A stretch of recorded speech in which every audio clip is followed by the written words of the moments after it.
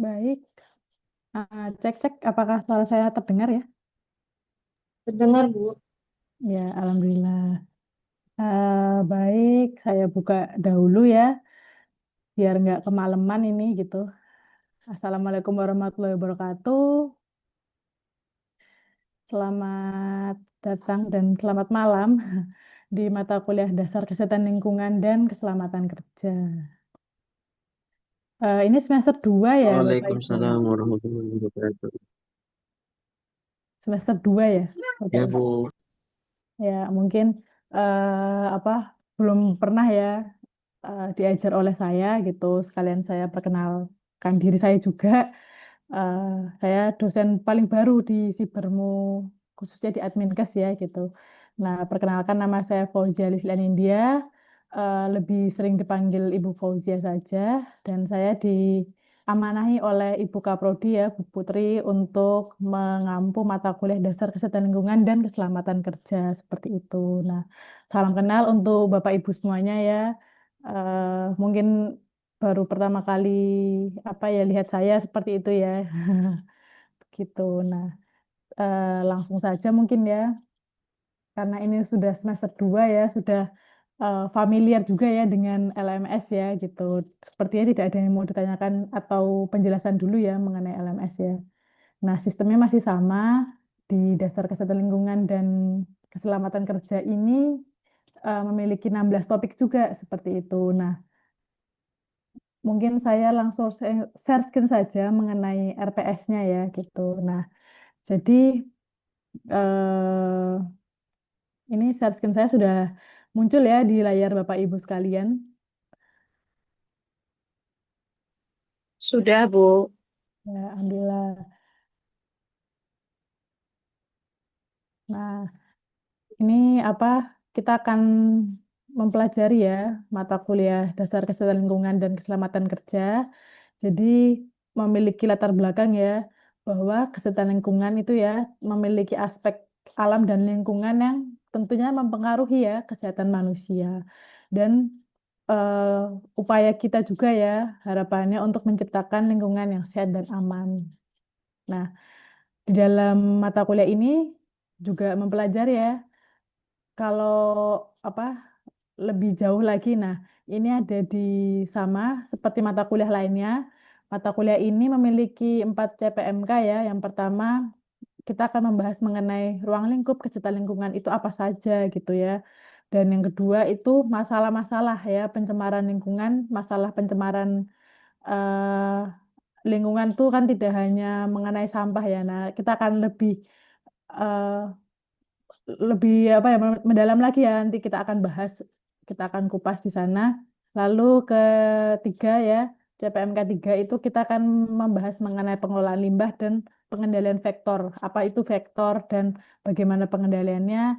Dan selanjutnya yaitu mahasiswa tuh mampu menjelaskan mengenai keselamatan kerja. Nah, keselamatan kerja ini, kesehatan lingkungan dan keselamatan kerja ini merupakan suatu apa ya hal yang sebenarnya saling tumpang tindih ya karena di bagian apa ya kalau divisi gitu ya, nah itu biasanya berbarengan kesehatan lingkungan dan keselamatan kerja seperti itu. Nah, untuk materi saya sudah membuat apa PowerPoint ya agar diskusi kita lebih terarah seperti itu. Nah, jadi langsung saja kita mulai ya. Eh, Materi pertama kita yang mengenai tentang bagaimana itu sejarah dan perkembangan dari kesehatan lingkungan ya. Jadi kesehatan lingkungan ini sudah dari ini ya, dari revolusi industri ya pada abad 19 gitu ya di Inggris karena adanya pemukiman yang kumuh, adanya akumulasi limbah dan masalah kesehatan masyarakat di kota-kota besar. Nah, jadi ada tahun 1832 ya, itu ada wabah kolera gitu. Nah, dan ada penelitian dari tahun 1854 ini, 1854 oleh John Snow itu membuktikan penularan kolera itu disebabkan oleh pencemaran Vibrio cholera pada sumber air bersih dari masyarakat itu. Nah, itulah menjadi ujung tombak ya, kesehatan lingkungan ini berkembang hingga saat ini seperti itu.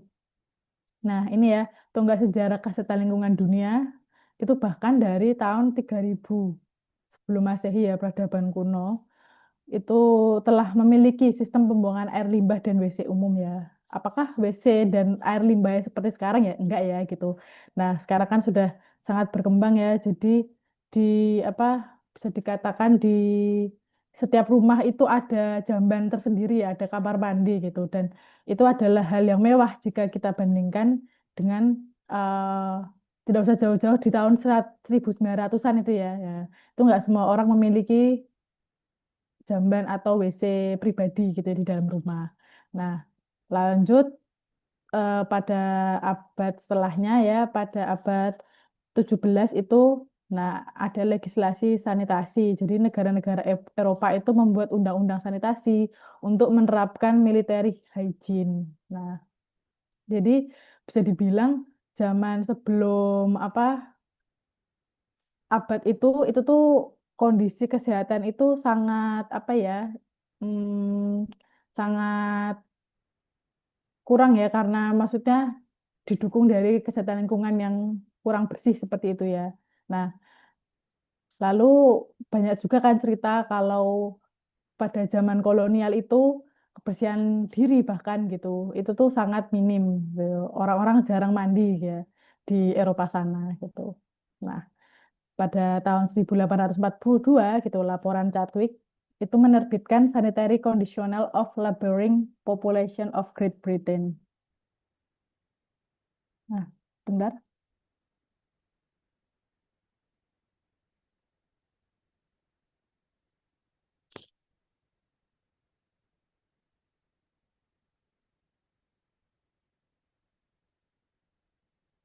Nah, terus pada tahun 1919 dari Menteri Kesehatan ya, khususnya di kesehatan masyarakat itu membentuk Kementerian Kesehatan Masyarakat pada 1 Juli 19.019.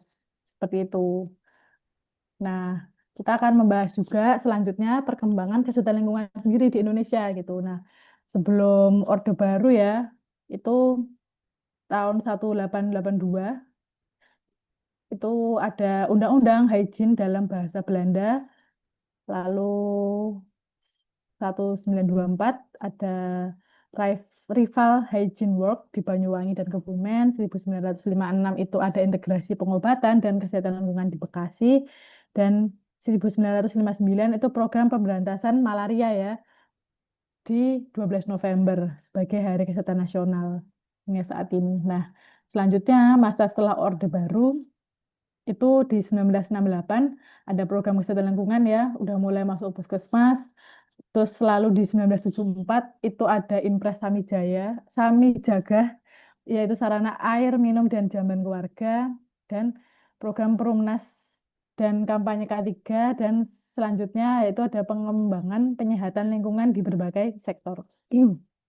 Nah, bisa dilihat ya, maksudnya sebelum ada perbedaannya ya, sebelum Orde Baru dan Orde sebelum dan sesudah Orde Baru. Seperti itu maksudnya. Nah, apa eh, lanjut. Nah, jadi kira-kira apakah definisi dari lingkungan itu ya gitu. Nah, ini ada berbagai macam definisi yaitu dari menurut ilmu multidisipliner ya. Jadi kesehatan lingkungan itu adalah dinamika hubungan interaktif antara masyarakat dengan perubahan komponen lingkungan yang dapat menimbulkan gangguan kesehatan.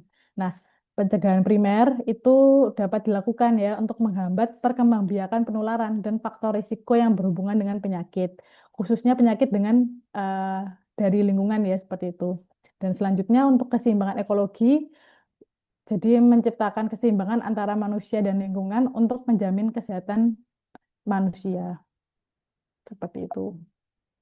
Nah, ini saya ambil dari kesehatan lingkungan menurut WHO ya, bahwa pengelolaan ini adalah ruang lingkup dari kesehatan lingkungan itu apa saja. Nah, Salah satunya adalah pengelolaan air ya, termasuk air minum, air buangan, dan pencemaran air.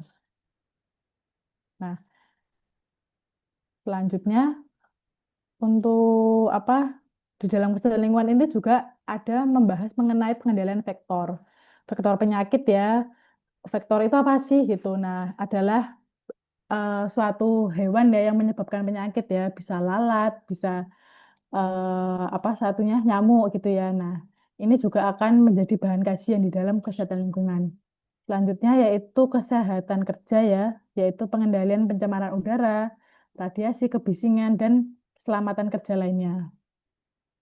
Nah, terus selanjutnya ada pengelolaan sampah ya, karena yang kita tahu bahwa sampah itu merupakan hasil akhir ya dari limbah manusia dan jika tidak dikelola kan akan mencemari lingkungan ya dan juga berdampak kan kepada kesehatan manusia seperti itu. Dan kesehatan lingkungan ini juga membahas mengenai perumahan dan pemukiman gitu. Mengapa? Karena pemukiman itu erat kaitannya dengan perumahan yang sehat, dengan sanitasi yang apa ya tentu nanti akan berdampak kepada kesehatan juga gitu. Nah, terus yang selanjutnya yaitu hygiene makanan ya. Jadi ada kebersihan ya makanan, pencegahan keracunan makanan ya. Nah, ini hygiene makanan nih yang baru hype ya Bapak Ibu yang baru apa ya, baru-baru ini ada kejadiannya ya. Contohnya kasus keracunan makanan di MBG ya. Nah, itu mungkin Bapak Ibu pernah baca beritanya seperti itu ya. Nah, ini adalah salah satu ruang lingkup ini dari kesehatan lingkungan. Seperti itu. Nah, selanjutnya, nah, bagaimana masalah kesehatan lingkungan itu di Indonesia gitu ya. Nah, ini bahkan ini sebenarnya datanya kurang update ya, kurang terbaru, tapi saya menyesuaikan dengan modul yang sudah ada dulu. Nah, mungkin nanti di apa sinkronus berikutnya ya, sinkronus kedua nanti bisa saya update lebih datanya lebih baru ya dengan penelitian yang relevan seperti itu. Jadi masalah kesehatan lingkungan di Indonesia itu eh, menyebabkan 22,3% ya kematian bayi ya akibat pneumonia. Nah, terus ada 423 juga morbiditas diare, ada apa 81,8% juga penyebab flu burung ya, case fatality rate pada tahun 2006 dengan 55 kasus terkonfirmasi. Mungkin Bapak Ibu dulu ingat ya, awal-awal kemunculan flu burung seperti itu ya. Terus ada juga 67 angka kesakitan DBD. Nah, DBD kan juga hingga saat ini ya masih eksis begitu ya penyakitnya karena biasanya kondisi kesehatan lingkungan yang tidak seimbang seperti itu. Nah, ISPA dan diare ya masih menjadi 10 besar penyakit yang hampir seluruh puskesmas Indonesia itu punya kasusnya gitu ya. Penyakit berbasis lingkungan ya, lainnya seperti TB, malaria, DBD, HIV, filariasis, dan cacingan. Itu juga masih menjadi masalah kesehatan ya di dalam Indonesia ini seperti itu. Nah, bagaimana? Oh,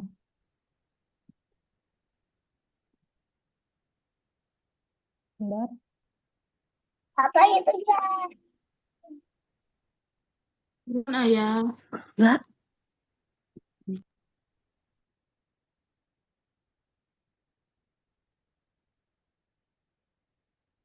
Nah, saya lanjutkan untuk apa biasanya ya penyakit berbasis lingkungan ya. Tadi yang sudah seperti saya jelaskan kasusnya itu ada contohnya ada ISPA ya, pneumonia yaitu penyakit kematian terbesar pada bayi karena eh, setiap anak itu mengalami 3 sampai 6 episode ISPA per tahun. Nah, sebenarnya tidak hanya anak ya, tapi dewasa pun seringnya ketika kita apa ya batuk pilek gitu ya. Nah, itu biasanya anamnesis dari dokternya itu tulisannya ISPA ya, karena ISPA itu mencakup juga infeksi saluran pernafasan atas ya, termasuk ya batuk pilek tadi itu gitu. Nah, itu termasuk ISPA. Nah, tapi berbeda kondisi ketika dirasakan atau diderita oleh anak dan bayi. Nah, itu mereka sangat rentan ya untuk apa imunnya itu lemah gitu ya untuk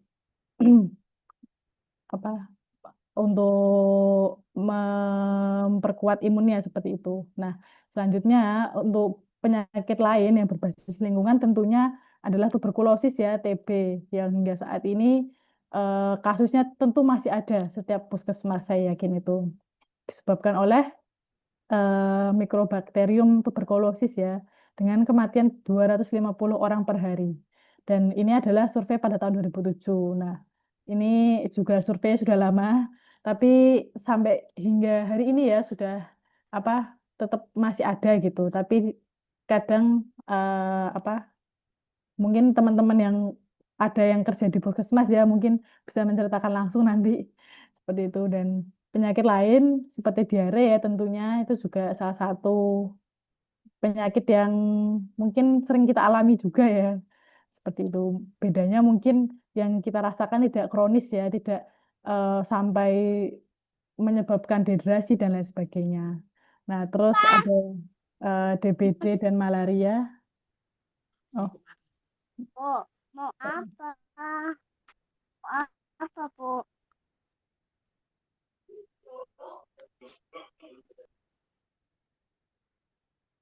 nah, lalu ada DBD dan malaria ya. Ini karena disebabkan oleh vektor nyamuk tadi itu ya, dan nyamuk itu memiliki apa? Khususnya malaria ini ya, disebabkan oleh plasmodiumnya sebenarnya dari gigitan nyamuk Anopheles. Nah, apa kalau DBD itu juga masih eksis ya sampai sekarang. Hanya kalau malaria itu juga masih, cuman lebih ke daerah-daerah endemis saja seperti itu ya, yang ada nyamuk Anophelesnya. Nah, selanjutnya untuk topik pertama ini dapat disimpulkan bahwa eh, kesehatan lingkungan itu sangat penting ya Bapak Ibu ya, karena ini saya mengacu dari pengertian yang sangat terkenal ini dari H.L. Bloom ya, bahwa kesehatan lingkungan itu adalah salah satu dari 4 faktor yang memberikan kontribusi besar terhadap pencapaian derajat kesehatan masyarakat. Nah, eh, ada upaya pencegahan juga ya untuk bisa kita lakukan lebih ke efektif ya untuk mencegah daripada memberantas yang sudah berkembang seperti itu ya.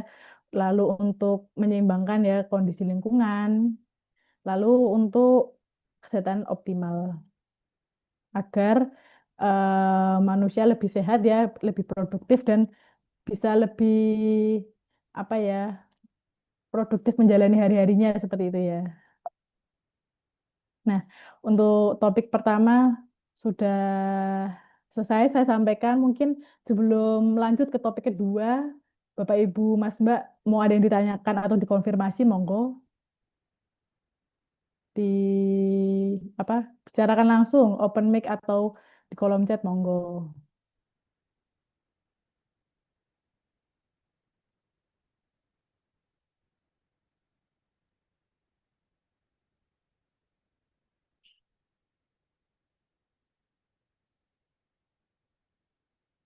Nah, eh, belum ada pertanyaan ya.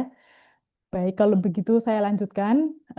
Saya juga membuat PPT untuk topik yang kedua ya, sebagai memudahkan ya pembelajaran sinkronus kita. Jadi, topik kedua ini kita akan membahas mengenai prinsip hygiene perorangan dan sanitasi. Nah, apa sih itu hygiene itu, apa itu sanitasi gitu ya. Kita akan memahami dasar-dasar kebersihan dan sanitasi untuk menciptakan kesehatan lingkungan yang sehat dan aman bagi kehidupan sehari-hari. Nah, ini penerapannya tentu tidak hanya diterapkan di lingkungan kerja saja ya Bapak Ibu ya, tapi juga bisa kita terapkan langsung di lingkungan tempat tinggal kita. Nah, apa itu pengertian hygiene ya gitu. Nah, ini sepertinya apa ya, sudah lumayan lama ini definisinya gitu, tapi kita berasal dari kata hygiene ini berasal dari kata Yunani ya, yang artinya pastinya ilmu untuk membentuk dan menjaga kesehatan. Ini diambil dari nama Yunani Dewi Hygia ya, Dewi pencerah penyakit seperti itu. Nah, ini juga ada definisi dari Depkes RI bahwa Hygiene itu adalah upaya kesehatan dengan cara memelihara, melindungi kebersihan individu untuk kesejahteraan fisik dan psikis. Bahwa kesimpulannya ya, hygiene itu adalah kesehatan preventif ya, atau kesehatan yang lebih ke pencegahan ya, preventif itu, yang menitik beratkan pada kebersihan pribadi dan lingkungan hidup manusia. Seperti itu. Nah, sedangkan sanitasi menurut Azrul Aswar itu ya adalah pengawasan masyarakat yang menitik beratkan kepada pengawasan terhadap berbagai faktor kelingkungan yang mempengaruhi derajat kesehatan masyarakat. Nah, ini saya juga mengambil contoh dari WHO, pengendalian semua faktor lingkungan ya, fisik manusia yang dapat menimbulkan akibat buruk ya terhadap kehidupan manusia, baik fisik maupun mental. Nah, jadi kesimpulannya bahwa sanitasi itu adalah usaha kesehatan preventif yang menitikberatkan kegiatan pada usaha kesehatan lingkungan hidup manusia. Seperti itu. Nah, apa eh, kalau sanitasi tadi, sanitasi itu di dalamnya ada banyak sekali yang dibahas ya gitu. Tidak hanya sanitasi lingkungan, mungkin sanitasi air juga itu juga termasuk eh, salah satu faktor ya bentuk pengawasan kita gitu terhadap lingkungan yang mempengaruhi derajat kesehatan kan gitu secara langsung ya, apalagi air seperti itu contohnya. Nah, lanjut hygiene, sanitasi itu adalah salah satu apa ya bentuk upaya yang tidak bisa dipisahkan ya antara hygiene dan sanitasi itu. Nah, ini ada beberapa ruang lingkupnya ya mengenai hygiene dan sanitasi itu gitu. Kalau hygiene itu lebih ke personal ya. Nah, ini misalnya personal hygiene gitu. Jadi upaya untuk memelihara kesehatan, kebersihan seseorang gitu untuk kesejahteraan fisik dan psikis. Kan banyak ya. Atau mungkin Bapak Ibu pernah yang merasakan kita ketika kita apa tidak mandi gitu ya. Itu aja rasanya sudah tidak segar ya. Nah, ketika udah nggak segar itu kan jadi kita lagi mau beraktivitas itu kan jadi rasanya malas gitu ya, jadi kayak tidak semangat seperti itu. Nah, itu salah satu bentuk awal ini ketika personal hygiene itu tidak kita lakukan seperti itu. Nah, pembahasan hygiene selanjutnya yaitu hygiene makanan gitu. Jadi usaha menjaga kebersihan makanan, minuman dari pengadaan hingga penyajian. Jadi bagaimana eh, mungkin ibu-ibu ya yang sering masak ini ya, bagaimana kebersihan makanan itu terjamin dari mulai eh, bahan makanan itu mentah ya sampai sudah jadi makanan seperti itu. Nah, tentunya kan ada beberapa titik kritis ya ketika kita em, memasak itu ya. Ada kan beberapa titik kritis ketika apa kita memasak, ada titik kritis lebih ke penyebab penyakitnya seperti itu loh. Misalnya kalau kita lagi mencuci sayur gitu ya, itu kan titik kritis yang pertama. Itu apakah bersih apa tidak ya gitu. Ketika kita lupa mencuci ya mungkin sayurnya masih ada tanah-tanahnya. Nah, itu kan dari awalnya saja sudah tidak bersih gitu ya. Atau bisa juga sih sebenarnya kita hygiene makanan itu bisa apa namanya terjadi kontaminan itu di akhir juga bisa ya ketika malah sudah jadi malah saat penyajian gitu. Kenapa? Karena mungkin dihinggapi oleh faktor ya seperti lalat gitu ya. Nah, itu akan menulurkan dan akan mengkontaminasi ya. Jadi hygiene makanannya sangat kurang ya atau bahkan masuk kategori buruk seperti itu. Nah, selanjutnya yang termasuk ruang lingkup dari hygiene dan sanitasi itu adalah penyediaan air bersih gitu. Seperti kita tahu ya bahwa air bersih itu adalah kebutuhan primer ya dari semua makhluk hidup ya, tidak hanya manusia seperti itu. Nah, jadi butuhnya pengawasan kualitas, kuantitas, dan keberlanjutannya ya untuk pemanfaatan air di kehidupan sehari-hari kan ya Bapak Ibu karena eh, apa air bersih itu adalah sumber pokok dari kehidupan kita sehari-hari dan kalau bisa kita jaga keberlanjutannya ya seperti itu. Dan selanjutnya ruang lingkupnya yaitu ada pengolahan sampah ya, seperti yang tadi di awal sudah saya singgung bahwa sampah kan juga merupakan suatu hal yang kita hasilkan ya setiap hari seperti itu. Dan kita juga harus melakukan upaya ya pengolahan sampah dengan cara pembuangan sampah atau peralatannya gitu ya. Dan itu kan menjadi salah satu upaya kita untuk menjaga kebersihan lingkungan. Dan sudah banyak ya cara pengelolaan sampah yang apa ya bisa kita lakukan ya. Mungkin di lingkungan Bapak Ibu sudah pernah juga diberikan pelatihan mungkin ya tentang bagaimana sampah dikelola seperti dengan 3R atau mungkin dengan dibikin komposter atau bisa juga dengan dibikin apa bak takakura ya. Sebenarnya mirip juga sih dengan bak komposter, tapi intinya adalah pengolahan sampah gitu ya. Agar sampah itu dapat dimanfaatkan ya, tidak hanya menumpuk gitu di tempat pembuangan akhir seperti itu. Jadi memang ada kita butuh upaya dari Bapak Ibu dan masyarakat luas untuk melakukan pengolahan sampah seperti itu. Nah, selanjutnya dalam hygiene dan sanitasi itu kita juga membahas kan air bersih gitu. Nah, ini juga peraturannya udah agak usang ini dari tahun 1990 bahwa air bersih itu harus memenuhi syarat gitu, baik secara fisik, kimia, bakteriologis atau radioaktivitas. Fisiknya tentunya ya air yang kita gunakan itu tidak berbau, tidak berwarna, tidak berasa gitu ya. Jadi memang sangat apa ya tawar lah ya rasanya seperti itu. Selanjutnya ada syarat bakteriologis ya, tentu tidak ada bakteri patogen, bakteri coliform harus negatif gitu. Coliform tuh bakteri coliform tuh apa sih Bu gitu. Nah, bakteri coliform itu kan adalah bakteri yang biasanya kita temukan di tinja ya, maaf ya, di tinja manusia, di kotoran manusia itu ya. Nah, kalau misalnya hasilnya coliformnya positif, ya menandakan apa? Mungkin sumber air kita tercemar ya dari septic tank ya, yang jaraknya tidak jauh dari sumur atau dari sumber air kita seperti itu. Nah, ini kan perlu eh, perhatian lebih ya gitu dalam membangun antara jarak ya antara sumur dan septic tank itu. Nah, tentunya syarat air bersih. Dan selanjutnya yaitu syarat kimia ya. Dari air itu memiliki, yang normal itu memiliki pH 6,5 sampai 9,2. Tidak ada zat beracun, unsur kimianya sesuai standar lah ya gitu. Dan istilahnya netral lah untuk syarat kimianya. Nah, oh mungkin ini di tempat saya sudah isya ya. Mungkin kita dengarkan dulu azannya ya.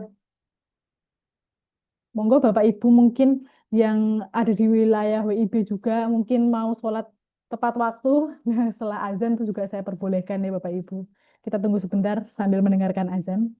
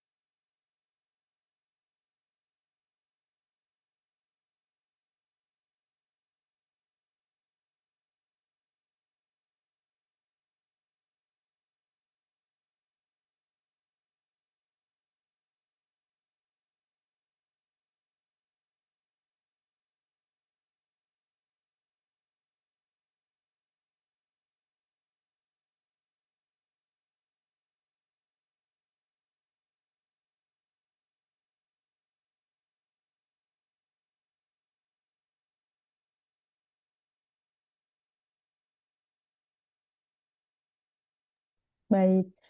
Saya lanjutkan ya karena ajarnya sudah selesai nih gitu tadi sampai syarat air bersih ya. Dari apa syarat fisik, bakteriologis tadi sudah, lalu kimia sudah, lalu syarat radioaktivitas ya, tidak ada zat radiasi berbahaya di dalam air seperti itu. Nah, lanjut dalam hygiene dan sanitasi ini ya, ini kita juga membahas mengenai pengelolaan sampah gitu. Nah, ini juga menggunakan apa ya, pengelolaan yang cukup apa ya, cukup paling mendasar ya gitu dari mulai bagaimana kita menyimpan sampah ya. Jadi tempat sampah sementara itu juga tetap harus kita pikirkan ya Bapak Ibu di rumah kita itu. Nah, kita biasanya menggunakan tempat sampah yang dari anyaman itu ya. Nah, itu kan memang ya apa ya, mungkin dipilih karena harganya murah ya. Karena apa karena mungkin ramah lingkungan ya, ada yang berpikiran seperti itu. Nah, tapi kan eh, tempat sampah itu bentuknya terbuka, bisa apa ya, istilahnya mendatangkan banyak vektor lalat ya, seperti itu. Dan tentu dari segi estetika juga kurang bagus ya, karena kan lebih apa ya, bentuknya itu tidak menutup gitu loh. Jadi kan sampah-sampahnya terlihat ya di dalamnya. Nah, itu adalah salah satu bentuk eh, penyimpanan yang kurang. Jadi oleh karena itu kita melakukan pembelajaran ya mengenai bentuk pengelolaan sampah yang benar itu seperti apa, seperti itu. Nah, yang kedua yaitu pengumpulan ya. Jadi tanggung jawab rumah tangga itu diangkut ke TPS ya. Biasanya kalau di rumah saya di kota Jogja ini itu sampah itu tidak membuang langsung ke TPA tentunya ya. Jadi ada tukang sampah yang keliling dan itu nanti baru mereka yang akan menyetorkan ke tempat pembuangan sampah akhir seperti itu. Nah, jadi mungkin eh, untuk pengumpulan ini juga beda-beda ya.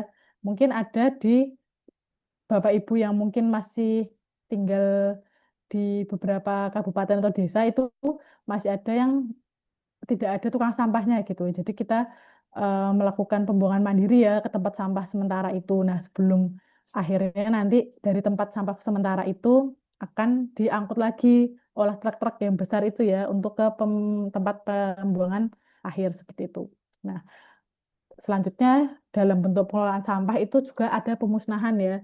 Jadi ada beberapa cara yaitu bisa menggunakan landfill ya atau ditanam menggunakan insenerator ya, itu biasanya alatnya sangat besar untuk pembakaran itu ya. Dan asapnya nanti tetap ada, nanti keluar lewat cerobong itu bentuknya insenerator dan composting ya atau dijadikan pupuk seperti itu. Nah, tapi memang ya dalam hal composting ini kan tentunya Bapak Ibu mungkin tahu ya, sampah yang bisa kita komposkan tidak semuanya ya. Bagaimana dengan sampah botol, sampah apa ini ya kalau minuman kaleng itu ya besi gitu ya istilahnya atau limbah-limbah rumah tangga lainnya gitu ya, yang tidak bisa atau perkakas gitu kan. Nah, itu kan nggak bisa ya untuk kita lakukan composting ya. Nah, itu kita biasanya ada pengelolaan sampah baru ya seperti sekarang ini itu lebih ke kita usaha untuk memilah ya apakah itu sampah organik atau anorganik seperti itu. Nah, harapannya ketika ada sampah anorganik itu kita bisa kumpulkan, kita bisa distribusikan lagi ya, atau kita jual itu ke entah ke apa namanya bank sampah atau ke tukang rongsok itu ya kan biasanya banyak ya itu menerima sampah-sampah anorganik seperti apa besi, kertas, botol plastik dan lain sebagainya itu ya. Nah, sudah banyak sekali saya rasa penelitian atau terapan ya inovasi lah mengenai pengelolaan sampah ini gitu. Tinggal bagaimana kita memilih dan menjalankannya seperti itu. Salah satu bentuk upaya ya kita untuk mengolah sampah. Nah, salah satu di dalamnya itu juga membahas mengenai sanitasi makanan dan jamban sehat ya. Jadi ada prinsip sanitasi makanan ya, bagaimana memilah bahan makanan ya, menyimpan bahan makanan, pengolahan makanan, penyimpanan makanan yang sudah masak, pengangkutan makanan dan penyajian makanan. Nah, seperti apa kasus terbaru ya tadi yang sudah saya singgung mengenai MBG. Nah, ini kan bisa jadi di dalam rantai ada berapa nih? Enam prinsip ini tuh terjadi apa ya? Kekacauan ya. Jadi akan dari satu atau dua faktor prinsip ini tadi itu yang akan menyebabkan keracunan dari MBG itu tadi kan. Bisa jadi mungkin apa penyimpanan makanan yang sudah masaknya ya. Mungkin apa ketika apa ya tray-traynya itu ya ketika sudah dimasukin makanan tapi langsung ditutup ya. Jadi istilahnya dalam keadaan panas itu ya. Nah, itu kan membuat makanan cepat basi gitu ya. Nah, bisa juga dari penyimpanan bahan makanannya. Nah, itu yang perlu untuk ditelusuri seperti itu. Nah, ini jika lebih apa ya, lebih dalam ya untuk dibahas ini mengenai sanitasi makanan sendiri itu pembahasannya sangat banyak gitu ya. Dan saya yakin eh, Bapak Ibu sudah pernah ya pasti melakukan kegiatan memasak gitu ya. Jadi kita bisa mengkira-kira gitu bagaimana pemilihan bahan makanan yang sehat, bagaimana penyimpanannya gitu ya, bagaimana pengolahan makanan, penyimpanan, pengangkutan hingga penyajian makanan gitu. Nah, mungkin ada pertanyaan nih, gimana kalau kita sudah memilih bahan makanan yang bagus ya, sayur-sayuran, tapi eh, penyimpanannya atau mungkin ada masalah dengan pengolahannya. Nah, itu kan kita perlu adanya sanitasi makanan itu ya, karena agar penyimpanan makanan itu tetap menjaga kualitas bahannya gitu. Dan pengolahan makanan itu pun juga benar matang ya, dengan benar hygiene ya, benar higienis gitu ya bahasanya. Jadi tidak meminimalisir lah adanya kerusakan makanan dan menyebabkan kondisi kesehatan yang buruk tadi ya seperti keracunan. Nah, selanjutnya syarat jamban sehat ya itu tidak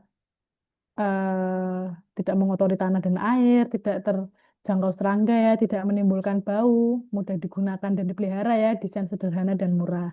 Nah, saya yakin di era modern ini semua orang kan sudah memiliki apa sarana jamban sendiri ya gitu dan saya tahu bentuknya kan macam-macam ya mungkin ada yang jongkok ada yang duduk ya ada yang leher angsa itu ya yang duduk nah itu kita minimalisir dari adanya bau ya tentunya dan senantiasa untuk dibersihkan seperti itu nah ini ada kesimpulannya dari lingkungan sehat itu ya bahwa ada beberapa komponen ya, yaitu ada perumahan sehat ya, karena perumahan yang sehat itu mendukung ya kesehatan dan kebutuhan fisiologis atau psikologis juga gitu, karena kita terhindar dari kecelakaan dan penyakit seperti itu ya Bapak Ibu.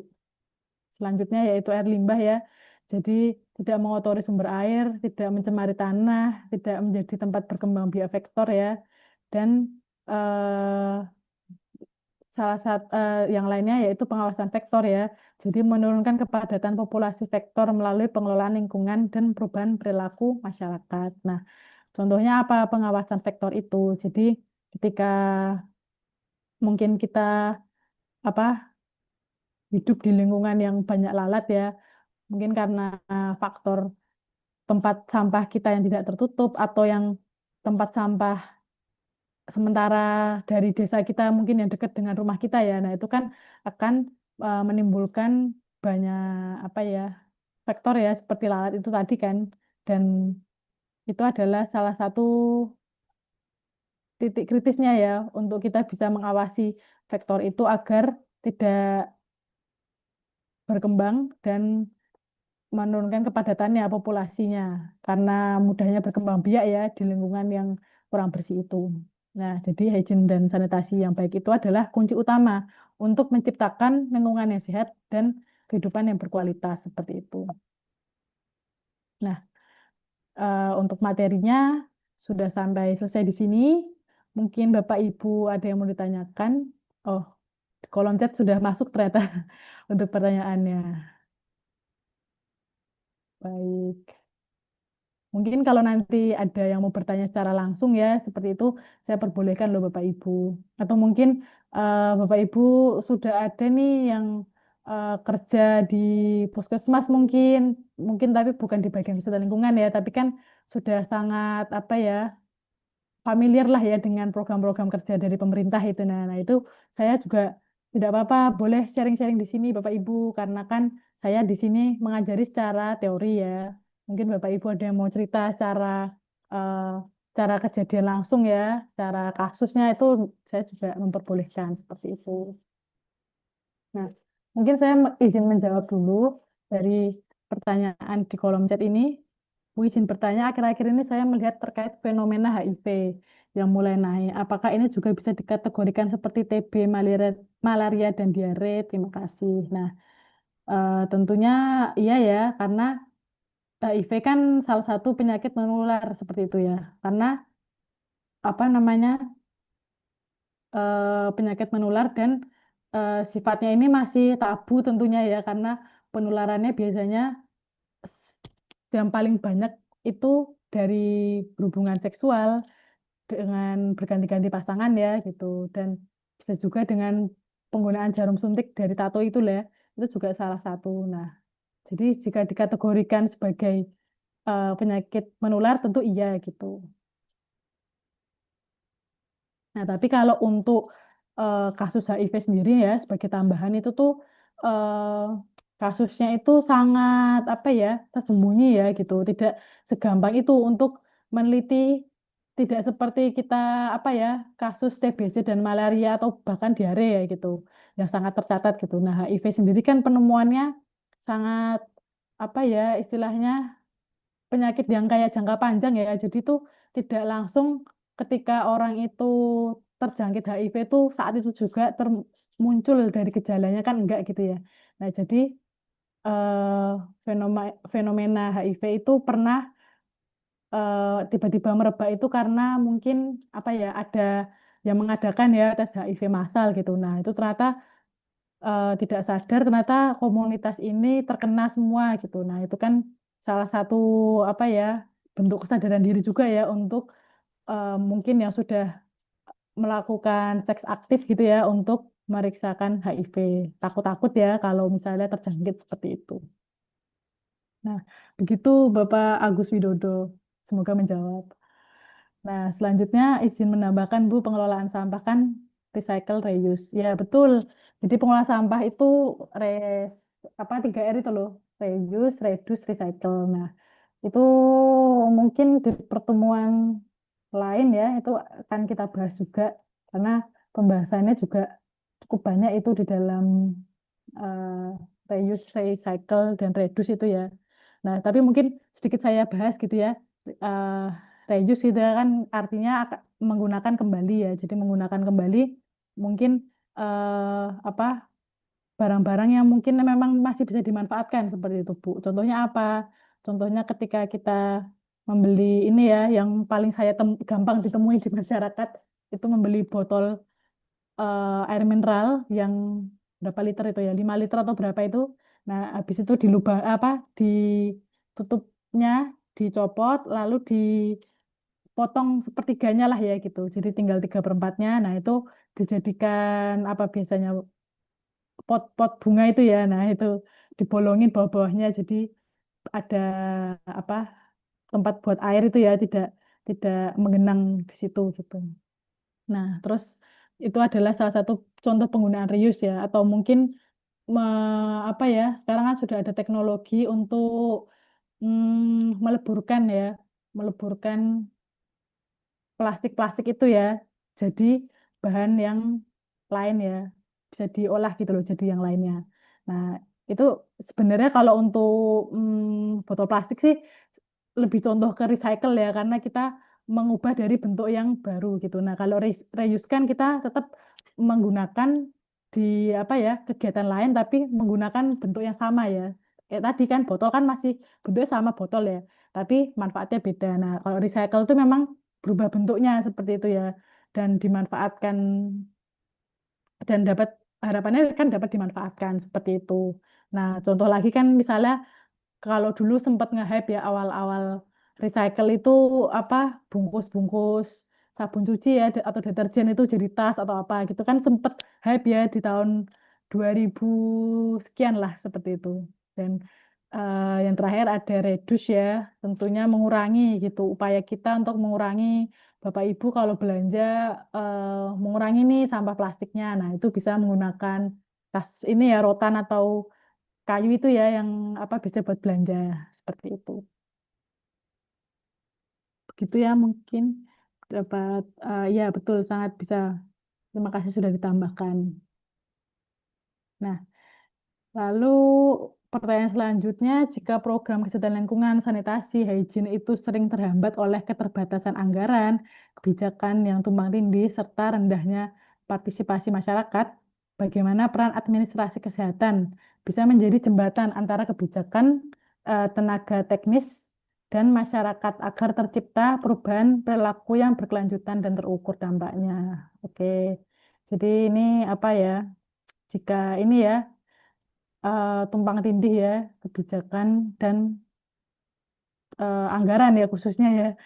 Nah, ini memang ya harusnya suatu apa ya kesehatan lingkungan lah itu kan adalah hal yang mendasar ya fundamental dari kesehatan manusia itu sendiri gitu dan seharusnya ini seharusnya itu bahwa pemerintah itu harusnya menjamin ya bahwa kesehatan dan kesehatan lingkungan sendiri itulah itu yang menjadi apa ya perhatian lah ya gitu karena eh, lingkungan sehat kan akan memberikan dampak juga kan ke manusianya. Nah, jika lingkungan itu buruk, nah itu kan tentu akan menyebabkan malah penyakit-penyakit yang lainnya ya gitu. Nah, dan sebenarnya saya lihat sendiri ya, trennya dari partisipasi masyarakat ini tuh sudah cukup naik loh gitu, karena kan banyak sekali ya yang mendorong penelitian atau pengabdian masyarakat untuk meningkatkan partisipasi masyarakat ya dalam ikut andil dalam gerakan 3R atau mungkin yang sekarang bank sampah ya atau yang paling baru lagi itu adalah zero waste ya. Jadi kita benar-benar mengupayakan nol sampah ya. Jadi dalam kehidupan sehari-hari kita ini meminimalisir sekali adanya sampah. Nah, jadi bagaimana peran administrasi kesehatan dalam menjadi jembatan antara kebijakan, tenaga teknis, dan masyarakat itu, nah ini ada beberapa hal yang perlu kita lakukan ya. Nah, ini sebenarnya akan kita pelajari nanti di semester 4, Bapak Ibu nanti akan mempelajari bagaimana advokasi ya, advokasi Bapak Ibu melakukan advokasi kepada stakeholder ya untuk menjembatani gitu antara realita dengan kebijakan seperti itu. Nah, itu akan eh, apa ya, akan lebih mudah terdorong ketika Bapak Ibu itu mungkin bekerja ya, apalagi di sektor pemerintahan ya. Nah, itu kan lebih gampang lagi untuk merubah lah ya tatanan dari kebijakan itu. Karena Bapak Ibu sudah ada di apa ya top top apa ya di level up lah ya di level atas lah ya dalam pembentukan kebijakan seperti itu. Jadi akan sebenarnya lebih dibahas lagi nanti di semester 4 untuk di mata kuliah advokasi dan pemberdayaan masyarakat. Dan mungkin hal yang dapat kita lakukan dahulu ya, itu akan dimulai dari diri kita dulu gitu. Bagaimana kita melakukan berperilaku baik dari pengelolaan sampah, dari pengelolaan limbah-limbah yang kita lakukan seperti itu ya. Mungkin lebih apa ya lebih mudah untuk dilakukan gitu dari diri kita sendiri dulu dan mungkin jika di lingkungan tempat tinggal ada apa ya semacam pelatihan nah kita ikut berkontribusi ya itu kan salah satu bentuk upaya kita juga untuk eh, sebagai lulusan ya nanti administrasi kesehatan seperti itu dan harapannya tentu nanti kan lulusan dari administrasi kesehatan ini bisa menduduki ya eh, jabatan-jabatan yang memang sangat apa ya relevan ya dengan kesehatan di puskesmas mungkin rumah sakit atau di klinik ya seperti itu. Jadi agar apa ya ada perubahan perilaku ya yang berkelanjutan dan terukur dampaknya tentunya bisa dimulai dari diri kita dulu, baru nanti ketika ada pelatihan ikut kegiatan ya di masyarakat dan nanti ketika kita eh, tergabung mungkin ya dalam suatu LSM gitu atau NGO, nah itu kita bisa melakukan advokasi ya dengan pemerintah untuk apa ya istilahnya memberikan saran ya untuk kebijakan yang lebih baik itu seperti apa. Seperti itu Mbak Nabila Syakira, semoga menjawab ya jawaban saya dari pertanyaannya. Ibu izin bertanya, Ya, gimana? kita kan berbicara soal limbah ya Bu. Ya, Kan sekarang itu banyak tuh masyarakat sudah memanfaatkan limbah sayur, limbah kulit buah gitu ya. Salah mm, satunya untuk ekoenzim ya, ya, atau limbah eh, bahan-bahan anorganik ya. mm, Sekarang tuh kalau di tempat saya ada namanya BSD, Bank Digital Sampah ya, ya. Ya. Nah, maksud saya gini, saya bertanyanya sebenarnya itu kan baru di LSM aja tuh Bu yang bergerak gitu. Ada nggak sih gitu anggarannya dari pemerintah? Maksud saya gini, kalau misalnya itu ada anggarannya, kan sampah kita jadi nggak numpuk banget gitu tuh Bu. Kan ya, jadi ibaratnya kan itu kan bisa dimanfaatkan dengan baik gitu tuh. Yang terjadi kan sekarang sampah tuh Masya Allah ya. Kalau mm, misalnya benar-benar direalisasikan sampah itu ada organik, anorganik, kemudian sampah dia itu sampah yang bisa sampah rumah tangga gitu kan, itu bisa dikelola dengan baik atau tadi dibikin ekoenzim dan sebagainya. Itu kan jadi sampah tuh nggak kayak sekarang itu kan, masya Allah gitu ya, bikin ya, bikin permasalahan banget gitu. Itu aja sih. Kenapa ya, belum? Saya belum melihat itu di tataran pemerintahan ya mensosialisasikannya. Baru dilihat di kalangan LSM aja gitu Bu. betul. Hati Nah, ya Bu. iya, terima kasih Ibu Eli Heliana atas sharingnya gitu. Jadi memang iya ya, memang saya rasa nggak cuman di kota Jogja ya yang pernah ada berita tentang darurat sampah itu ya. Nah, saya juga sebagai masyarakat dan tentunya yang apa ya istilahnya sedikit paham lah ya tentang kesehatan lingkungan itu juga Ya, maksud merasa saya maaf. Kalau, sedikit aja. Kan kalau kita lihat di ya, Jepang gitu kayak gitu ya, itu kan mm, mereka bisa memanfaatkan sampahnya itu benar-benar terbagi menjadi tiga itu dengan baik gitu tuh. Kalau di mm, kita kan semuanya besar gitu ya. ya Gitu aja. betul. Ya, terima kasih Bu Eli. Tambahannya, jadi ya memang benar. Jadi kan memang kadang kita sebagai mungkin lah ya yang tahu sedikit tentang kesehatan lingkungan kan sebenarnya juga ini ya greget ya pengen ikut andil gitu. Nah, jadi memang sebenarnya dari pemerintah sendiri ya yang sistemnya itu masih mengandalkan sistem lama gitu. Jadi kayak membiarkan rumah tangga itu menumpuk sampahnya ya dan tidak melakukan pemilahan seperti itu. Nah, jadi kalau misalnya kita greget nih, oh kok sampahnya menumpuk ya. Nah, itu kan karena sudah bisa dibilang sudah menjadi habit ya, jadi kebiasaan gitu. Memang sebagian besar lah saya yakin itu rumah tangga itu memang tidak memilah seperti itu. Dan kenapa nggak memilah ya banyak sekali faktornya gitu. Dan penelitian sampah ini pernah saya teliti sebenarnya Bu, untuk apa mengapa sih orang itu kok enggan untuk memilah sampahnya ya pasti kan karena aduh apa ya kita jadi memegang sampah ya jadi kayak istilahnya nggak maulah kotor gitu kan nggak mau bersentuhan dengan sampah terus ada faktor juga aduh apa memilah sampah tuh membutuhkan banyak waktu gitu loh nggak sempet saya gitu. Itu juga ada. Nah bisa juga faktor dari lingkungan ya mungkin lingkungan kita itu tidak mendukung seperti itu. Nah mungkin kita yang masih apa ya diangkut ya sampahnya oleh tukang-tukang sampah itu kita tuh sudah pilah gitu tapi seolah mereka nanti dijadikan satu juga kan gitu.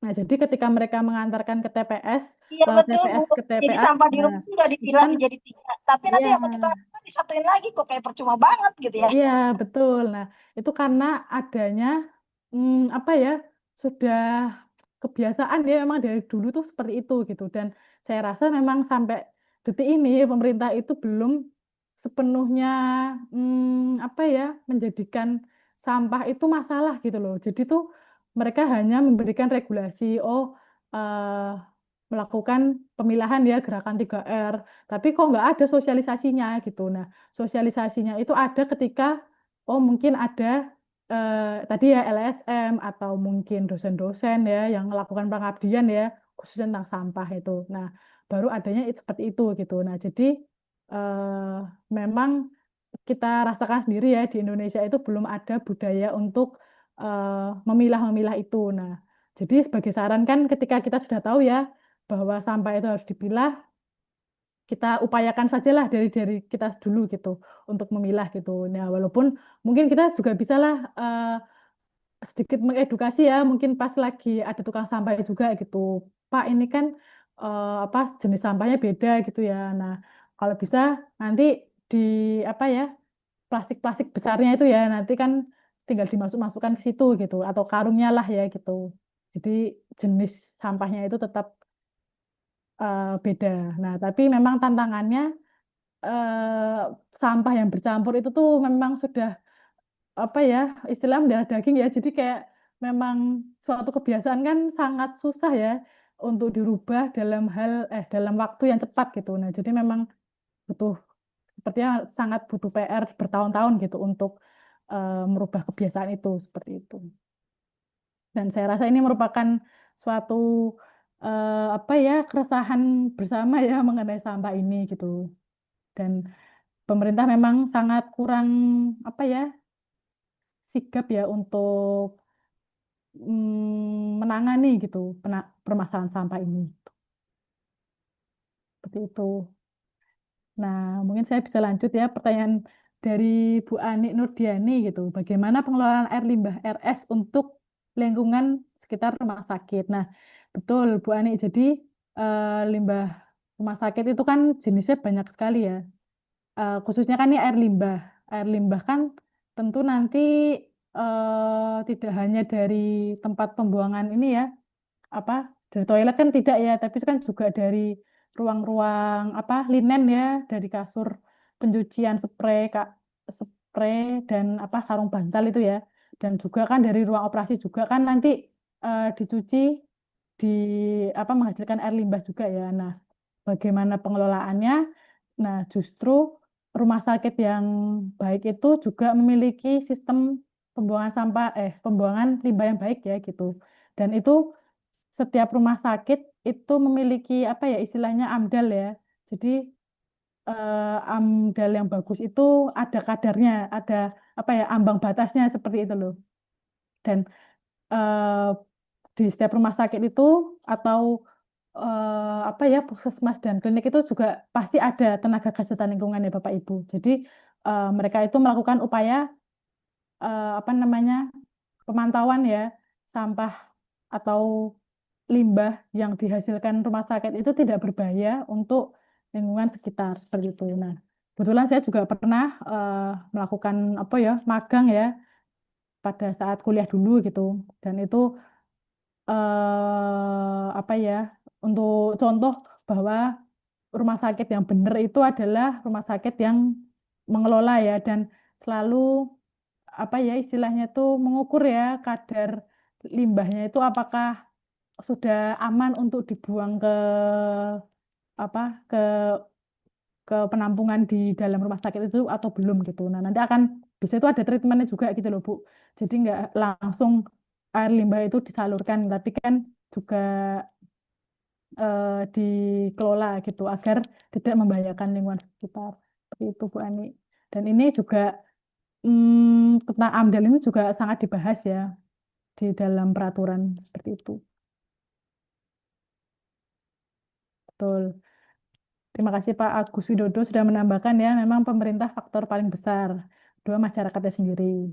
Nah, soalnya memang apa ya, overlap juga ya ketika pemerintah itu memiliki sarana yang baik, tetapi masyarakatnya juga kurang peduli ya dengan fasilitas fasilitas yang sudah diberikan ya, fasilitas kebersihan ya. Tapi kan memang dari pemerintah sendiri itu memang belum ada ya, saya kira sarana-sarana mungkin untuk pengelolaan sampah ya di tiap desa kan saya rasa belum ada seperti itu. Nah, memang ini menjadi masukan ya atau PR besar bagi pemerintah untuk apa ya mengevaluasi lah masalah sampah ini seperti itu.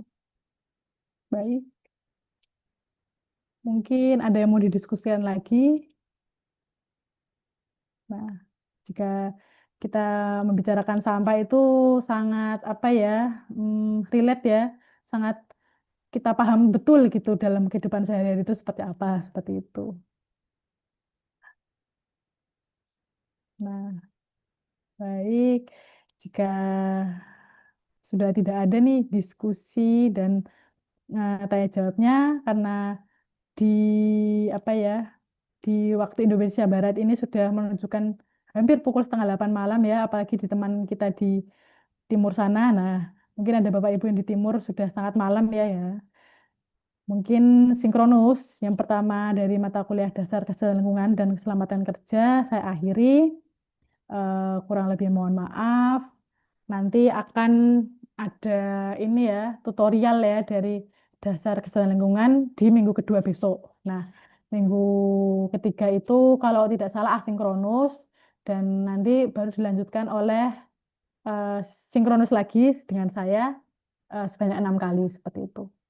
Berarti tidak ada yang ditanyakan lagi ya. Saya cukupkan, saya tutup. Terima kasih sudah malam-malam tetap belajar, tetap apa ya, merefresh ilmu seperti itu ya. Setelah apa kerja ya seharian atau beraktivitas harian seperti itu. Saya ucapkan terima kasih. Kurang lebih mohon maaf. Wassalamualaikum warahmatullahi wabarakatuh. Waalaikumsalam Waalaikumsalam. warahmatullahi wabarakatuh. Terima kasih Bu Terima sebelumnya. kasih. Terima kasih. Waalaikumsalam. Terima kasih, Bu.